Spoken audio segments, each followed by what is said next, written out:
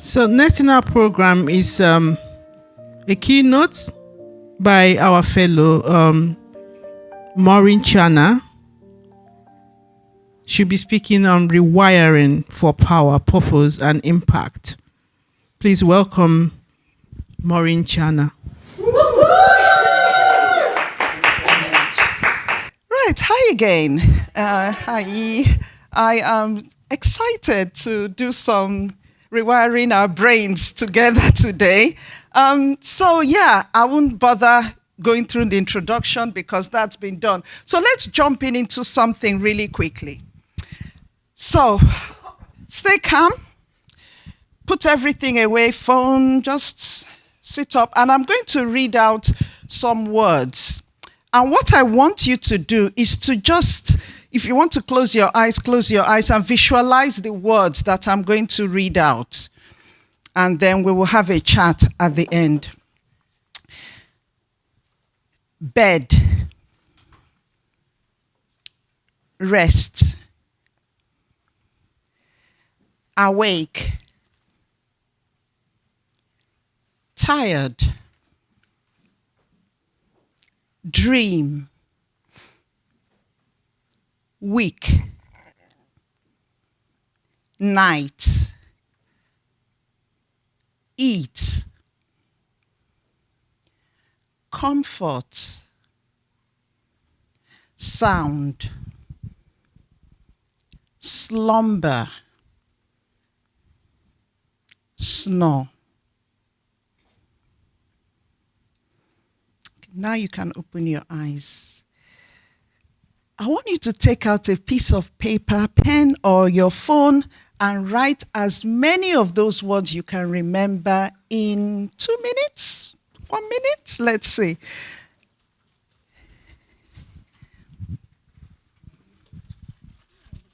So write as many as you can remember.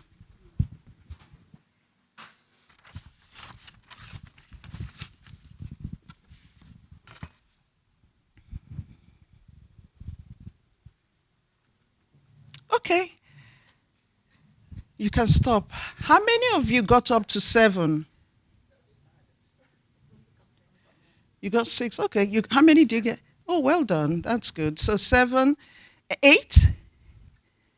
Okay, so 7 is the 5, 4, 3. Okay, cool. How many of you had sleep on one of your words? Okay. How many of you had sleep as your top one in your top 3? Raise your hands. Okay. Look around the room and see how many hands are up. If you had three sleep as your top. Okay, we can put your hands down. Sleep was not one of the words I mentioned. I didn't mention sleep.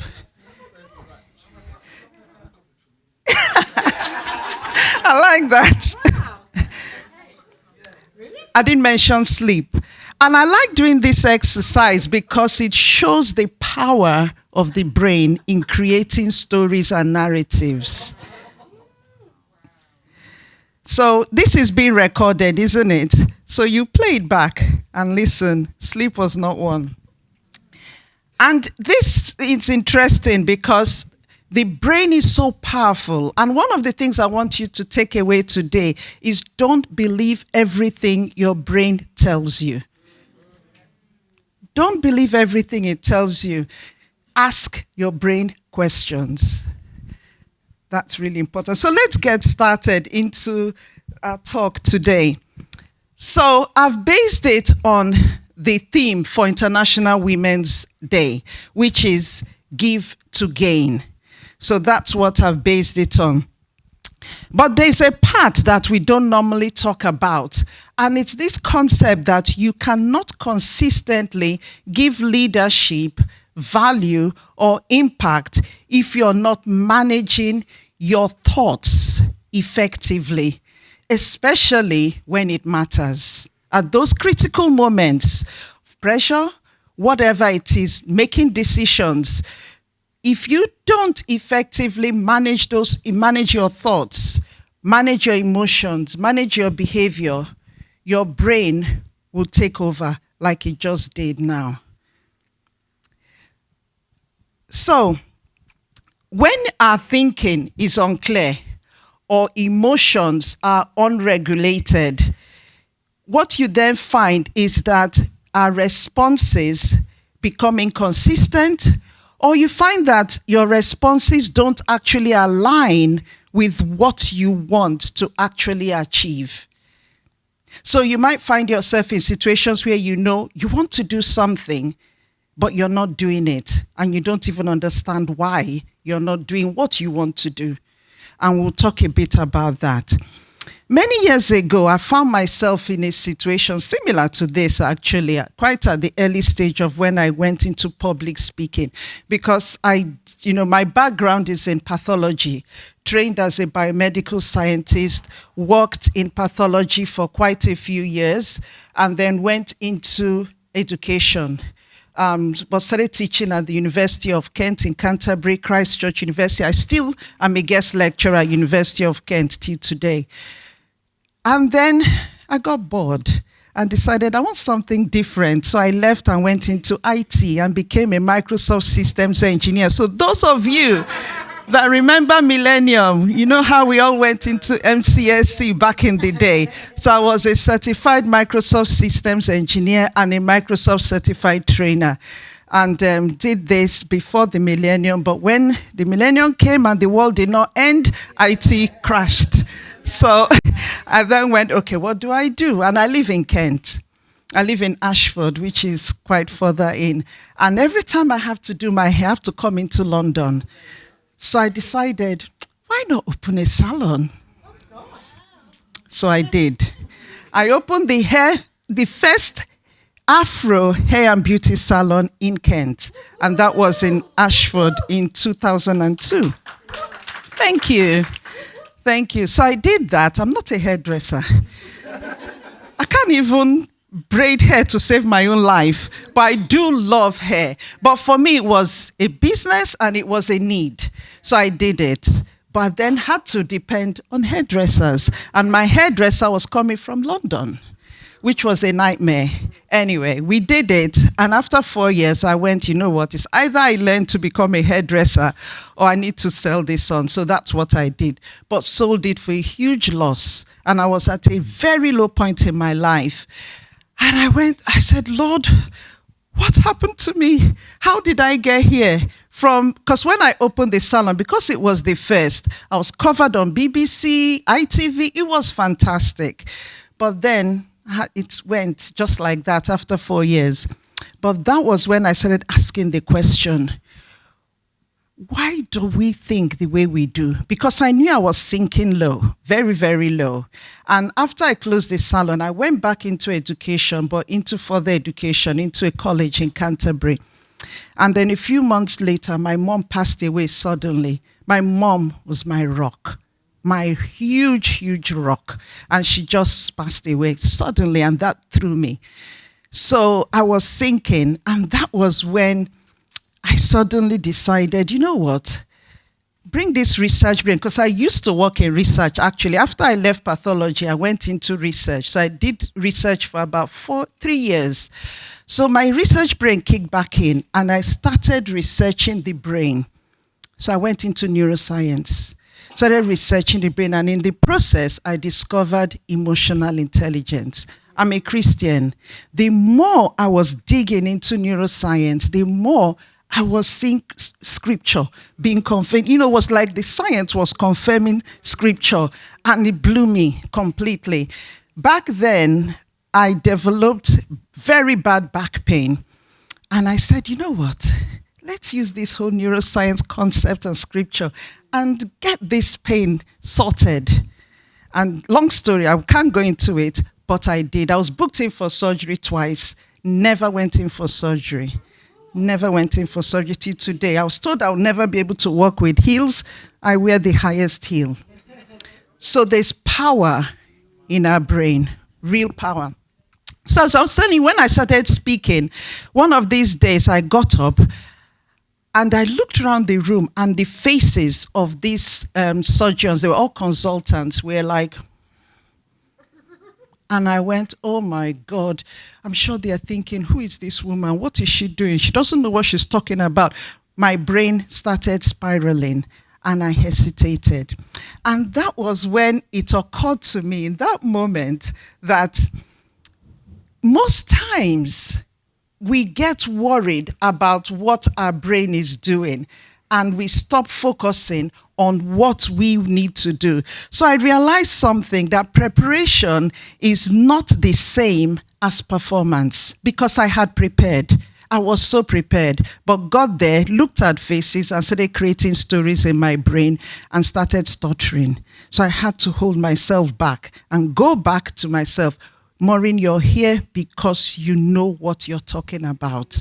And then I decided not to look at any of them, but look through them and started speaking. So we can know exactly what to do, like I said, but still not do it in the moment that matters. In my work with leaders, one of the things I see consistently is this concept that the brain does not rise to your intention. Listen to this. Your brain does not rise to your intention. It falls back to your most practiced thought and behavior. It falls back to your most practiced thought and behavior and emotional pattern. You can have the intention. The question is, what is your brain saying? That's the key. So under pressure, you don't become your best self. You become your most practiced self. Thank you. And we work hard, we put in the effort. But at the that critical time, it's your most practiced self that shows up. And I'll use this to just explain really quickly about the brain. So the frontal part of the brain, which is this prefrontal cortex, is our thinking brain. So that's where we make decisions, that's where we solve problems, and that's where we can visualize into the future. But one of the key parts in our brain, which is the limbic system, commonly known as the emotional brain, deep down in the brain, and that's where you have two main organs. One is the amygdala, and one is the hippocampus. The ladies in my network, we've called Amy. We call the amygdala Amy. So someone will come into a meeting and say, I had an Amy hijack today. And she starts talking about it. So the amygdala is like the scanner. So that's the survival part of the brain. So that's the brain that really helps us in terms of survival, in terms of, being able to process. It's like the scanner, the gatekeeper. What's coming into the brain? Is this a threat or is it a reward? If it's a reward, it's happy. And I'll tell you, reward for me is panorazon. I live in Kent. So I come into St. Pancras, and there's a Starbucks there, and I think it's a Proto-Mange. And as you come in, the smell just comes in. And instead of Maureen going to where she needs to go, she branches in. That's my brain. And I go in there and I blame the brain. But that's the reward. It draws us to those things we like. The threat, if the emotional brain, Amy, detects that it's a threat, she will try to pull you away from it. So our brain is just there to keep us safe, to protect us. So it's doing its job. The brain doesn't like uncertainty. It doesn't like new things, because new is unknown. It doesn't like unknown, things that are unknown. So it will try to keep you away from it. So that's why it has to create stories. If I have time, I'll tell you a story I was telling one of the ladies I was coaching yesterday. She couldn't stop laughing. She ended up on the floor. But that's the part. If we have time, remind me, I'll tell you at the end. So the brain literally is just trying to keep us safe. So under pressure, if your thoughts are not trained, your emotional brain will take over. That's Amy takes over. When Amy takes over, the first thing she does is that she takes oxygen from the thinking brain. And then if it's not enough, she goes to the body and starts taking from the intestinal tract. And that's why you start feeling those anxious in your tummy. And if you still, consistently, still stay under this pressure, quite critically, you might find you wet yourself because it goes to your bladder. It goes to the places you don't need the actual organ to function properly. You don't need, when you're in danger, it's not we that you're thinking about. It's survival. It's running. For example, if a rat comes in here, I'm out. I'm leaving you guys here. You know what I mean? My brain goes run.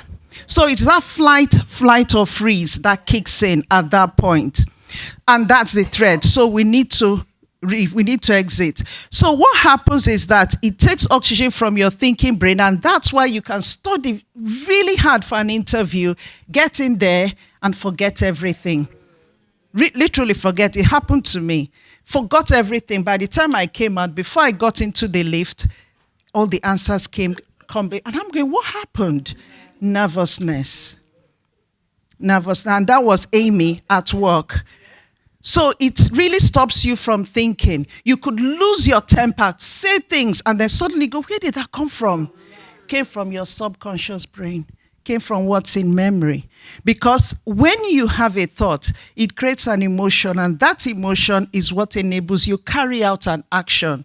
Because what happens is that the Amy, as you're getting into that flight or freeze, it takes send oxygen to your muscles so that you can run, fight, or you freeze. But all of them are muscle activated. It's action. So you're doing something or not doing anything. And that's why sometimes you feel stuck. Literally, you can't do what you want to do. You sit in bed. You know you need to go and write a CV, but you don't. That's it. That's your Amy at work. So what we need to do is to really learn how to train our thought patterns. And one of the things that I really want us to focus on is that most women don't lack capability. We're talking of giving. That's important to give and take action. If you don't train your brain, you could have the intention of giving, the intention of taking action, but you find that you're not actually doing it. And you know, one of the things that Amy does so well, it will get you to put it off. Later, you need more training. Not now. You're not ready. And it gives you a lot of narratives that will keep you from doing what you know you need to do. So most women don't lack capability. They lack trained emotional and behavioral responses in those critical moments that you need your prefrontal cortex to make a decision. So you know what to do, but your emotions override your clarity. You have the answer, but you find yourself second-guessing yourself. Should I do this? Is it the right thing to do? You're ready, but your inner state holds you back. That's Amy at work. So what we need to do is to learn to rewire our brain. Why do I talk about rewiring the brain? Because in the brain we have neurons, which are the brain cells. They connect to each other. So when information comes in, it's coming into the neural network and transferring. So if you look at the brain, unfortunately, I thought I was going to be able to show you a PowerPoint presentation, because you see the neurons of a newborn child all lying individually. And as time goes on, they get to 6 months, 2 years, you see them connecting. What the child hears, what they see, what they experience, all forms these networks. And then as you get older, if it's repeated over time, the networks get stronger.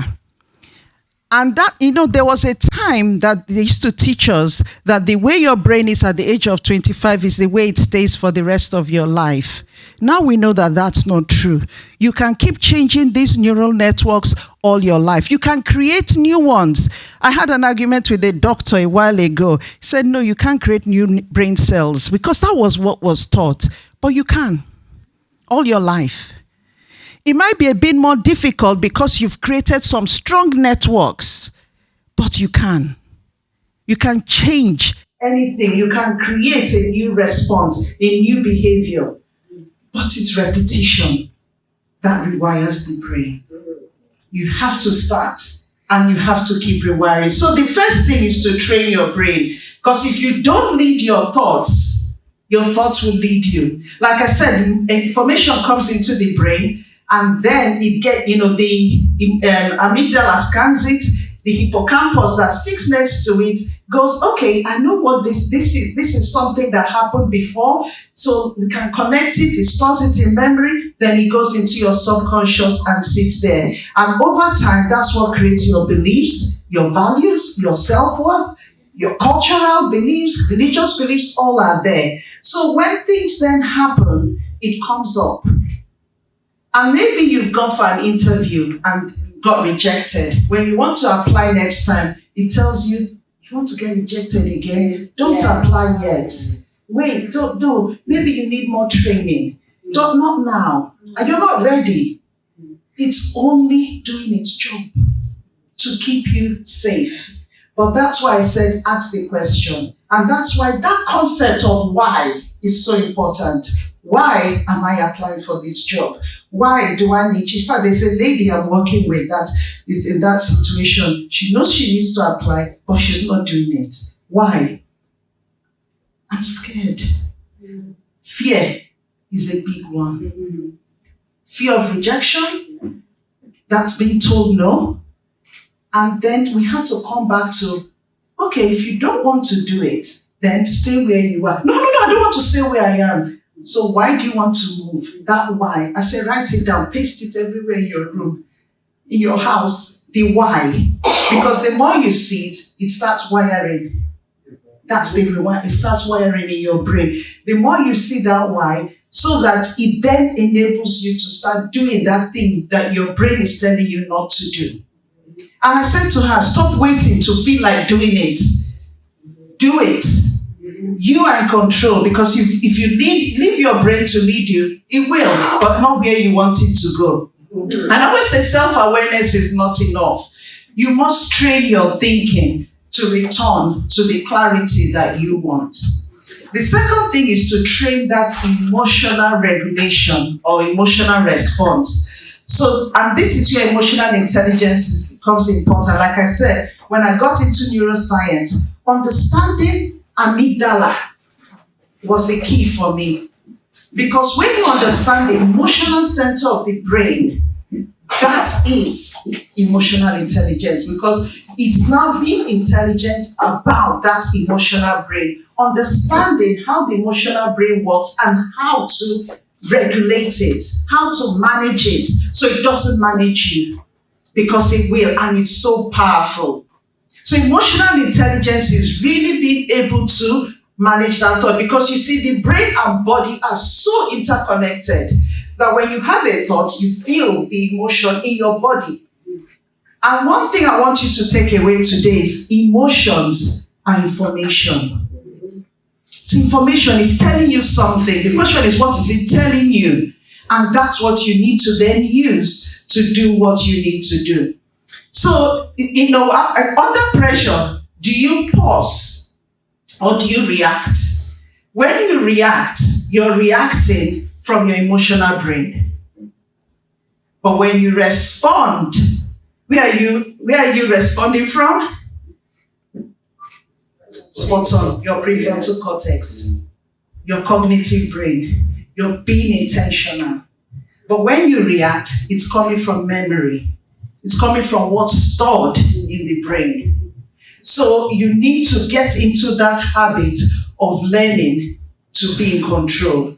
Power is not about how much you feel. It's about how well you manage how you feel. How well you manage how you feel, so that emotions don't control you. You control them. The last thing is train your behavior, because your brain does not recognize your goals. I do a goal setting session. In fact, we call it RISE in my women's community every year, because everybody starts writing goals, and that's such a wrong way to go about goal setting, because it's so contrary to the way the brain works. Your brain does not recognize goals. It recognizes your repetition. And emotional intelligence, I always say, is not just awareness. It's your behavior under pressure. What comes out when you're under pressure? That's the key. What you repeat is what you become known for. There's a saying, you don't see the world the way it is. You see it the way you are. You see it the way you're wired. You see it from your subconscious memory. That's how you see the world. So two people can be in the same place, experience the same thing, but experience it differently. After all, we're all here, and I called out different words. Everyone heard it differently. If we look at what everyone wrote, it would be in different sequences. So, but we're all in the same place. The list went as, the same list you had, but you all heard it differently. The way your brain processes things is so different. So, I'm going to round up now and say, so one of the things I want you to just do is think of one moment where you knew what to do, but didn't do it. Which one do you want? Just one. Think of one. And ask the question, what actually stopped you? Was it your ability or lack of? Or was it Amy, your internal state, that stopped you? So that gap is where emotional intelligence must be trained. That gap. But most of the time, people stop at that gap. They stop there because I don't feel like. Feel is information. I don't feel like, it feels too hard. Uncomfortable. Uncomfortability is growth. It's learning. Embrace it. But most times we push it away or we run away from it. So give to gain is not just about what you give externally. It's actually about what you build internally. Very important. It's about, because actually what you give to your thinking, what you give to your emotional intelligence, what you give to your daily practices determines what you're able to give to the world. Because it starts from what's going on in your brain. So you don't need more confidence. You need better training. You don't need more opportunities. You need a different approach or be able to respond differently when the opportunities come. I have a client who, was telling me about a role she wanted. She was in HR. She wanted to get into this role. We went through everything. She was ready. I think it was an HR business partner. I can't remember, but it was one of those top, director level. And our opportunity came. She was telling me about it. I said, but there's a training I've just registered to do that. Once I do that, I'll be ready. I said, okay, tell me about this training. She did. And I said, okay, bring out that list we wrote the last time about all the things that make you ready for this role. She brought it. And then I said, okay, look at the training you're going for. Who should be training? You going to learn, or will you be the one teaching them? She went, I'm ready, aren't I? Yeah. She applied for it and she got it. But can you see how the brain almost kept her? Because it was different, it was new, it was uncomfortable. So it comes with the procrastination, self-sabotage to keep you away. So if you want to give more impact, train your thoughts. Start rewiring your brain. If you want to give stronger leadership, train your emotional responses. And if you want to give greater results, repeat the behaviors to move you forward to where you want to be. Because the woman you're becoming is built from what you practice every day. Every day. And it's doing it over and over. So, for the women that want to go deeper into this work in a more relaxed and supportive environment, like I said, I run a women's network called Mindsight Women's Network. Come have a chat and I can tell you more about it. And also, I brought along some books that I talked about where I've been able to combine science, emotional intelligence, and scripture. 366 days, so it's a page a day, so don't worry about the depth. It's because it's 366 days and a lot of reference. I had, like I said, I'm a researcher, so the references are about 10 pages at the back, honestly. So there are a lot of references, but it's 1 page a day, and it's 366 days. You can also get it on Amazon, but if you want a signed copy, I've got some today. But this book is your personal coach. It's like, there are 12 sections: relationship, leadership, goal setting, become limitless, emotional intelligence unlocked. There are 12 sections, letting go of the past. Everything is there. It literally goes through imposter syndrome, everything. It would really be a blessing to you and to everyone, because one of the things we really need to embrace is that concept of, this is my brain. And I am going to be in control because it's mine. Why leave it to control me? Because the fact is that the information it has is coming from everywhere else. Media, upbringing, culture. But the question is it really what you believe? Because most times you find, I do this training with some physicians every year. We have a hospital on rolling thing with them. And at the end, they come and say, what? I actually went into medicine because my parents told me to. I'm not even sure it's what I wanted to do. And then you start having that conversation about, okay, now you're doing it. Let's now look at if it's really where you want to be. Or what aspect, in fact, some of them, after doing the training, they end up going into different areas. Maybe not leaving medicine completely, but instead of being clinical, they kind of go into different areas of where they can use it. Some go, this is what I want to do. But it's just so important because most times we just do things because it's what is expected. And the question then is, in fact, there's a day there that says, who am I? And it's a good question to ask ourselves. So, thank you, because if you leave me, I'll go on and on, and for still I will start. So, thank you so much for listening. Thank you so much. Thank you so much.